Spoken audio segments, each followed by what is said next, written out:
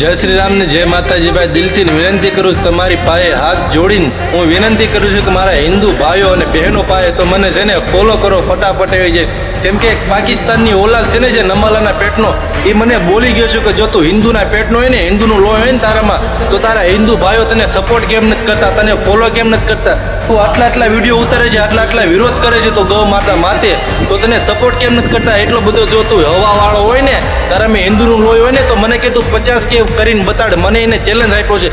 તો હવે મારા હિન્દુ ભાઈઓને એટલું જ કહું છું, જો તમારે કાંઈ પૈસા તો નાખવા નથી ફોલો કરવામાં, તો હવે જઈને હવે હિન્દુ એકતા બતાડી દઈને એ ભળવાને હવે એની ઓકાત બતાડવાની છે કે આ હિન્દુ ભાઈઓની તાકાત છે અને તાકાત રહે છે. જે દિવસે ધર્મ ઉપર ને ગાય ઉપર વાત આવે ને, તે દિવસે મરી જવા તૈયાર છે ને મારી નાખવા તૈયાર છે. તો બધા મારા હિન્દુ ભાઈઓને એટલું જ કહું છું, દિલથી વિનંતી કરું છું, હાથ જોડીને મારા કે મને મારી આઈડીમાં જઈને મને ફોલો કરો અને બને તાલીગના વિડીયો શેર કરી દો, જેથી કરી બધા ભાઈઓને ખબર પડે હું ગાય માતા માટે લડું છું ને લડતો રહીશ. બાકી બધાને જય શ્રી રામ ને જય માતાજી અને જય કાળિયા ઠાકર. બને એટલો વિડીયો શેર કરજો ને એક ફોલો કરી દેજો તમારા ભાઈને.